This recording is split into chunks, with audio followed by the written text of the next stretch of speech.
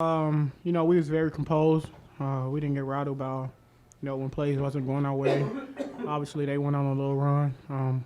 We just stayed together, made sure, next play mentality. So I think that was real big for us tonight. Michael, maybe I'm looking at 15 rebounds for LeRon Black. Was he maybe the MVP of the game for the team? He sure cleaned the glass up. I was thinking to myself during the game, like, dang, I haven't got many boards. And I saw on the little Megatron thing or whatever that LeRon had 15. I said, well, there you go. So he did his job, and I mean that was a big part to us getting this W. So hats off to him. 100% the MVP. For real. 100% the MVP. I mean, if you would see, just imagine the boards that he did if he wouldn't have got, because they got a lot of offensive rebounds. Especially in the second half, they kind of. So just imagine if he had like 8 less. Yeah. 2 less. That's exceptional. Yeah. 2 less changes the game. So, it's real big.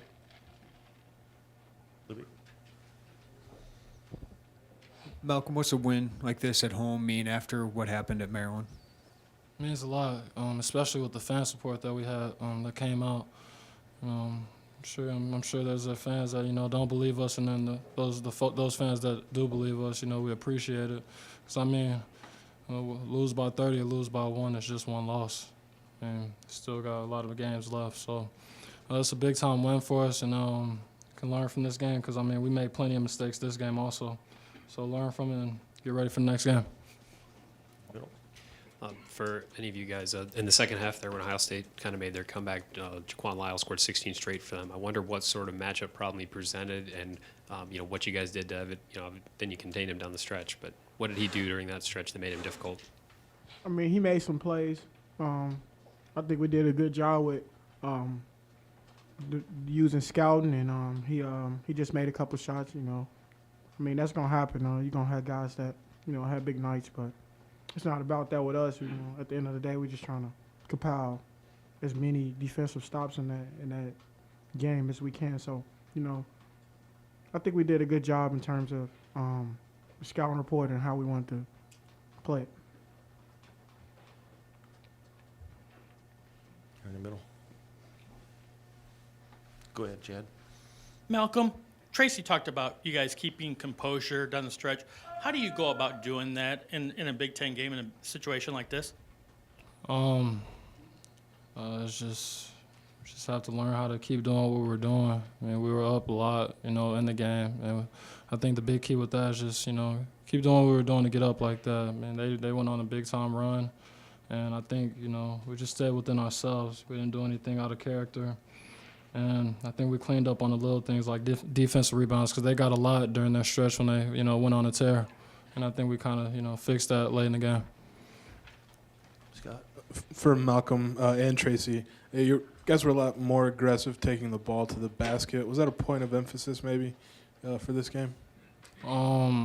Me personally, I think, my jump shot wasn't falling like usual. So, coaches always preach to me if my jump shot's not falling, try to take it to the basket, be aggressive, not only to get shots up, but to make plays for other people. Same thing. That's kind of my approach too. Obviously, I haven't been making threes like I was, so I'm not one-dimensional three-point guy. So just try to get in the lane, make plays for my teammates, and if it's there for myself, just kind of make it happen. Hard-fought win, great game. We knew it was going to be really challenging. Got a lot of respect for them. They're very good defensively. 6 double-figure scores coming into the game. It's hard to key on one guy. They're a terrific rebounding team. We tried to emphasize that as much as we could. I thought we were really good on the glass in the first half, and we're competitive in the second half, although they got a few more than I would have liked. I knew coming out to start the second half, he would have them locked in on the backboard once he saw the differential on the stat sheet, and they were really active, hard to keep off the glass. Just a really good college basketball game, pretty clean. 8 turnovers for them, 9 for us, and it just came down to players making a play or two. The game could have went either way. I'm happy that our guys obviously made some of those plays towards the end, whether it was Finke's 3 or him diving on the loose ball. Malcolm making big plays, Tracy leading with his voice tonight I thought was a big thing. And I thought that was good for our team, our inside game, and Black's rebounding. I thought Williams' 15 minutes were terrific. No turnovers in 15 minutes. Block shot, active defensively. Did some really good things. Got contributions just from a lot of different guys. J. Cole's threes were timely, huge threes. I thought we got a lot of contributions, like I said, from a lot of different guys. Biggest thing I saw, though, was for 3 days we talked about what we were going to learn from this past week when we didn't play very well, and that was all mental. We felt like we needed to really be more resilient and be able to handle, another team's run. Or I told Sean Morris after the game, now that I know we won, I'm glad that they popped us in the mouth and it went from an 11-point lead to a deficit where they took the lead. And we had to respond to that. And I thought our response to that certainly was a lot better than the other night. And it has been better than it was the other night before that. And we got to get back to being who we are with that. And I thought that we did that and showed some resiliency and showed some toughness. Certainly have a long way to go still. We dink some stuff up. We got to get cleaned up. But at least we went in the right direction in terms of the mental part, which is obviously, in my opinion, a lot more important than the physical part. Go Questions? Brad first. You had talked previously about when teams go small, you'd had trouble maybe defending them a little bit. Today you seem to do a good job. There were times they had 5 guys who could handle the ball out there, 5 guards basically, and you guys did a nice job defensively. What was the adjustment that you made there? Yeah, I think we were locked in and we were better with that for sure. I think it's a good observation. Obviously, we mixed defenses, to try to keep them off balance. And, we were able to do that a little bit. Lyle got going there for a while, making threes, getting in the paint. He's a really tough cover for a point guard just because of his size and his body. He's so physically strong that he at times can overwhelm you, and it takes more than one guy to guard him, but all in all, I think we were better for sure at defending the small lineup. They went big and small. Today we chose to stay big. We played big, and it worked out for us.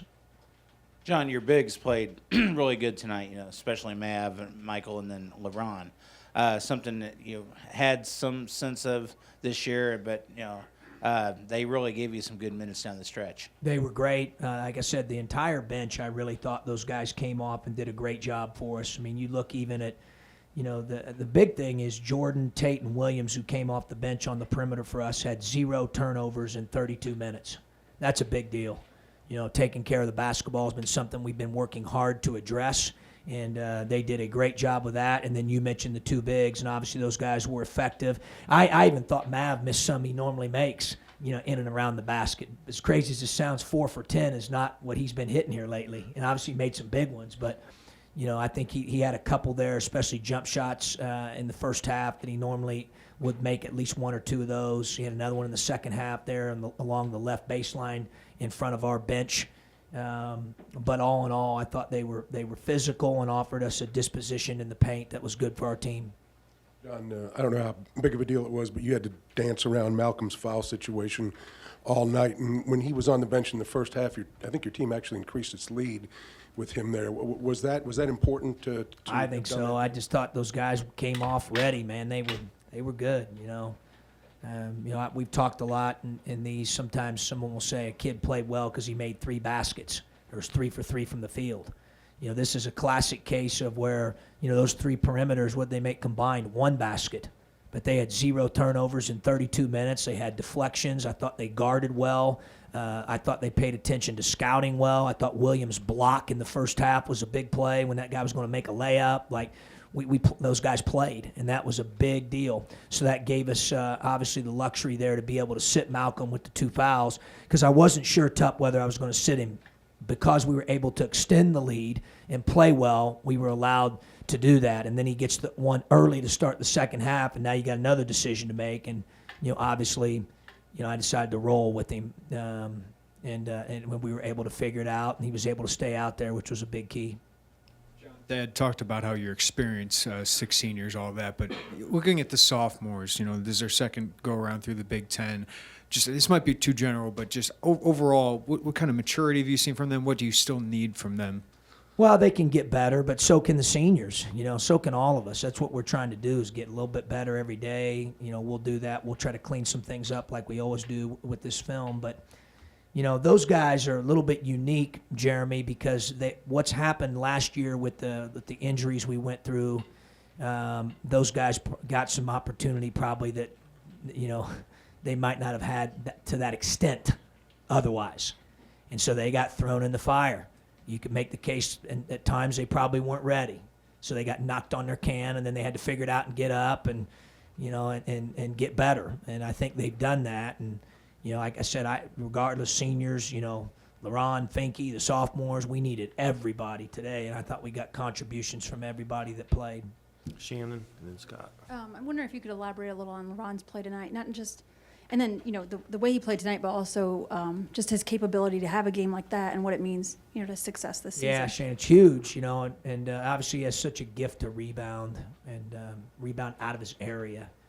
15 rebounds. We needed all of them against that team. I mean, they're really good on the glass. They're, the team that we've played probably that resembles them the most in terms of when you look at their 2 and 3 at times, they're 6'8" guys that are long. Was Florida State when we played them in New York City. Defensively very similar, shot blocking, all the whole nine. And we need obviously LaRon. I said something to one of the staff guys at halftime. I said, man, Finke's playing really well, and someone I can't remember said he didn't have a rebound. He ended up getting 3 in the second half, and I heard someone say, yeah, because LaRon's getting all of them. So that was the impact he made. He was going up, snatching them, and that was huge for us because obviously they're a very, very good rebounding team. Scott? Oh, did you have a follow-up, Shannon? Yeah, Sorry. I mean, not about LaRon, but just I noticed that in the post-game handshake line, you actually made Thad laugh with something you said. What? No, just between him and I. Obviously I've said this numerous times, and I'll keep saying it.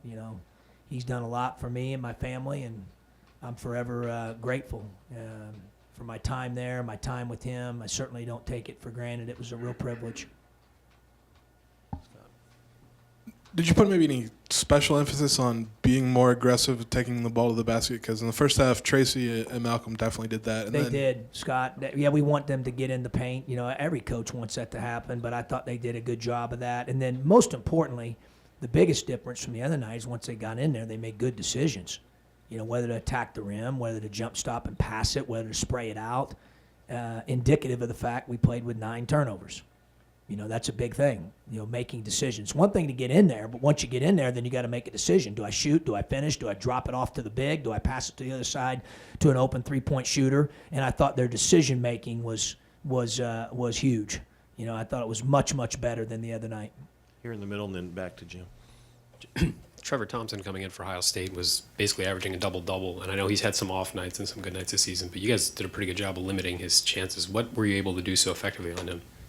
Well, I don't know how much it was, what we did. I'll look at the film. He's talented. He can block shots, rebound. Obviously 5 double-doubles in their last 7 games, and his length defensively. I don't know if it was necessarily anything special. We tried to defend him like we normally do, guys that have those attributes.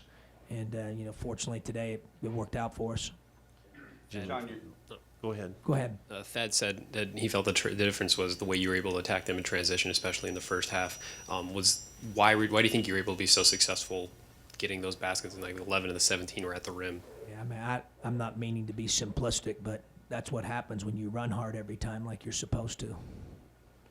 I thought guys got out and ran hard and took opportunities that were there and tried to play the right way. And, we didn't have necessarily, one guy trying to be, I thought we had guys trying to be run stoppers the other night. Like they played the right way. They played together. I thought in transition we did get out and we ran pretty hard. And that's half the battle. You got to run hard and you got to be committed to it.